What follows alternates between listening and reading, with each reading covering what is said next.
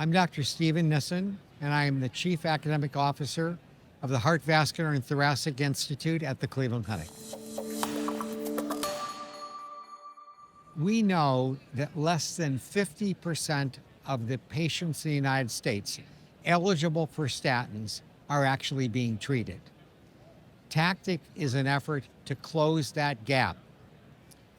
We worked very closely with the sponsor, AstraZeneca, to develop a way to take rosuvastatin in a 5 milligram dose into a non-prescription availability.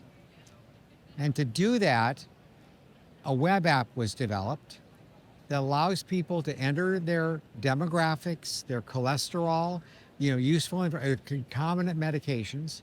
It then calculates their risk, 10-year risk, and if they would be eligible by current guidelines, then they could get the drug shipped directly to their home. Now, the study we did is an actual use study, meaning that people actually, 1,200 patients enrolled, and they actually did get non-prescription rosuvastatin. But they were also interviewed by a blinded clinician, and the clinician determined whether they were eligible for a non-prescription statin. And they calculated based upon the web app. The web app calculated whether they were eligible. And one of the key primary endpoints was the concordance between the clinician assessment and the patient's self-selection assessment using the web app. As I said, we enrolled 1,200 patients. They responded to advertisements. They went and were able to participate in the program. The key finding here, and the design really, was to find out whether they could get the same answer from the web app on eligibility that a clinician would determine. And it turned out that concordance in the study was 91%. The regulatory agency in the United States, the FDA, had asked us to achieve at least a 85% concordance for the lower 95% confidence interval, and we did that. The second co-primary endpoint was whether they were able to use the drug in a safe and effective manner based upon a reassessment using the web app during a 6-month treatment period.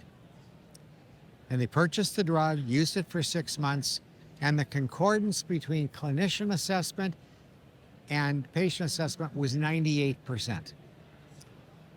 The third co-primary endpoint was how much cholesterol lowering did we get?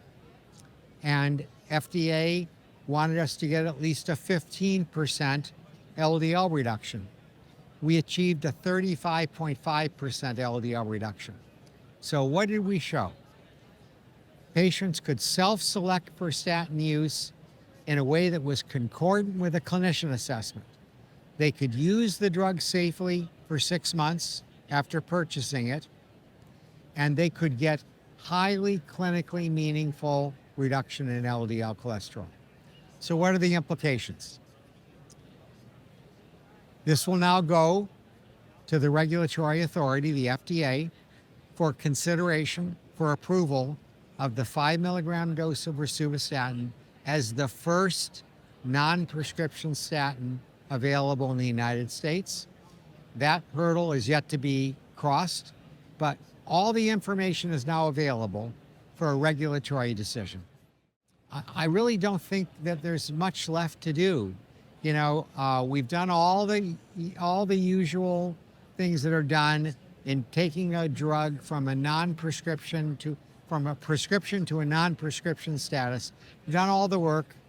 We've met all the standards that exist. I think now it's a matter of seeing if we can get it approved.